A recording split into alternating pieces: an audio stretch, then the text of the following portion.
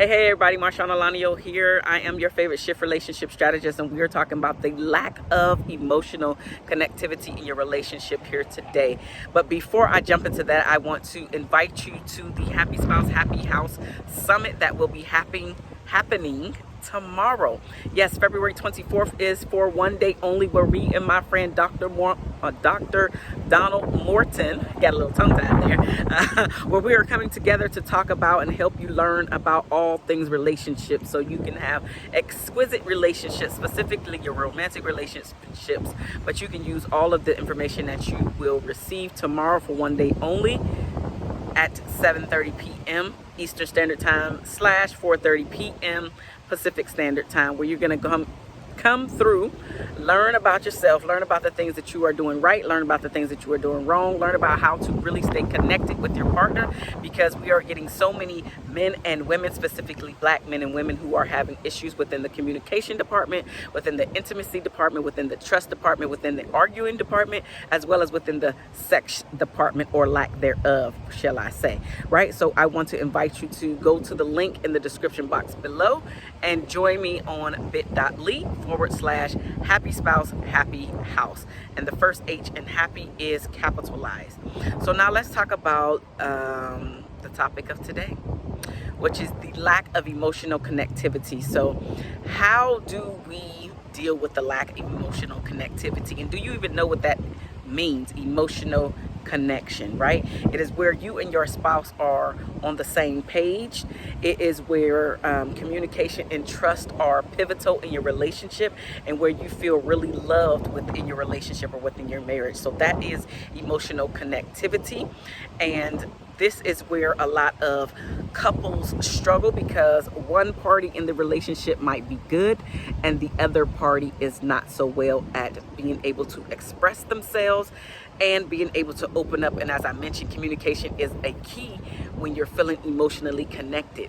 And so if you're not feeling emotionally connected in your relationship, I want to help you out with that today by giving you some things that you need to implement, right? And so some very simple ones that I want you to think about is literally finding out, writing down, looking at how you two are spending the time that you actually have together. Because let's face it, everybody's relationship is not set up the same. And so what do I mean by that? The time that I may get to spend with my husband might not be the same amount of time that you get to spend with your husband. And so you have to be really intentional about the quality of time that you guys are spending together when you actually do have time to spend together. So make it quality time when you do have the time to spend together, because let's face it, life gets in the way, things happen, family members are calling on your spouse or on yourself, and so you're not always together with your spouse, of course. And then there's always your career, there's always the kids need to go somewhere. So the time that you do have to spend with one another, make sure that you are absolutely spending that time, being intentional about the time that you are spending. Which leads me to point number 2, which is to cut off your electronics for a specified amount of time, or to put them in a box or put them in another room so you're not distracted when your spouse is trying to talk to you, or when you guys are just in the room with one another, sharing each other's space, right? Because anytime the electronics are incessantly on, then it definitely is leaving a block within your relationship and the connection that you are trying to build with your spouse. So put away your electronics. Another way to connect, right, to take away the lack of connection within your relationship, is to be open about your fears, right? Be open about your wins, be open about your goals, be open about your aspirations, and having those conversations. And that leads me into the top 3 exercises that I really would like for you to embark on. So they call it conversational connection.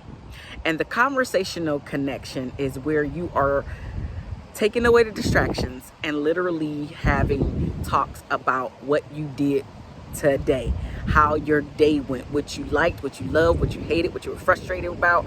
If you had to get somebody together, cuss them out, i.e., okay, if you had to get somebody together, just whatever it is that happened throughout your day when you two were separated, the feelings about what happened throughout the day, how you took it, you know, your frustrations with the day. Just being able to allow your spouse into your world is how you can build up some emotional intimacy within your relationship. So that is called conversational connection.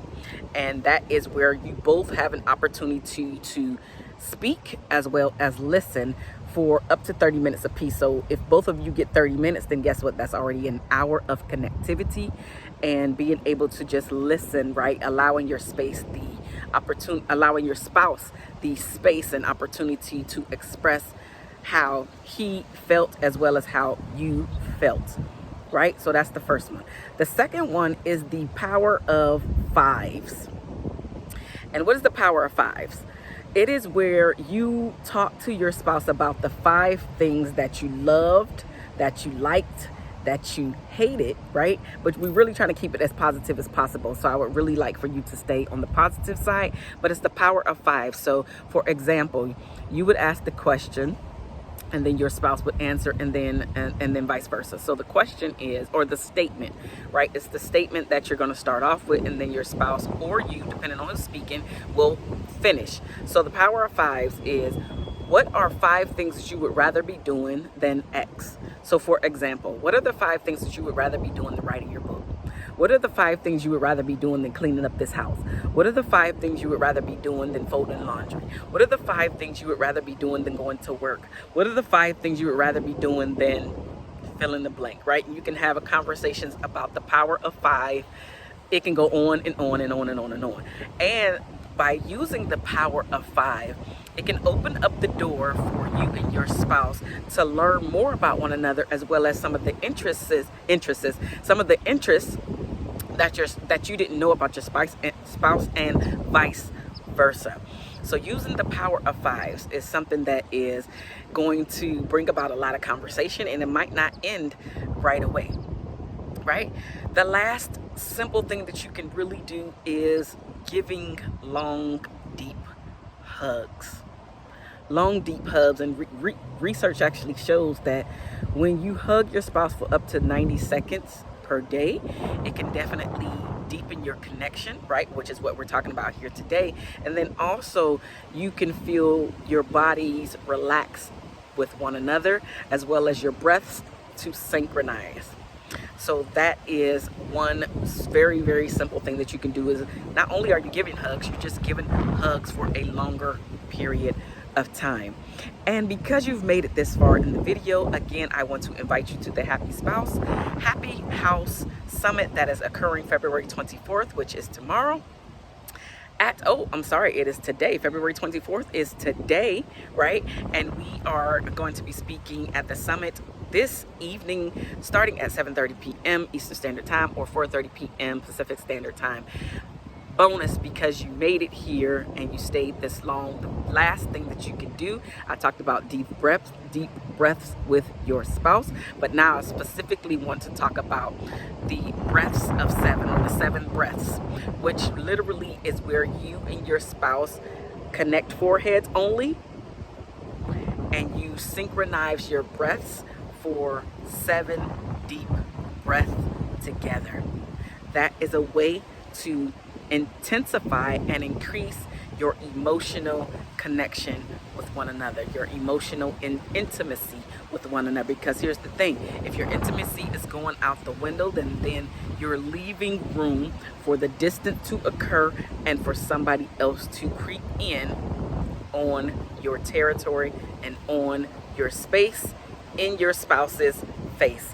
All right, so close the gap, close the door. I will see you tonight. Register at bit.ly/happy spouse, happy house. The first H in happy is capitalized. I love you guys. There's nothing that you can do about it. And I will see you tonight. All right, bye now.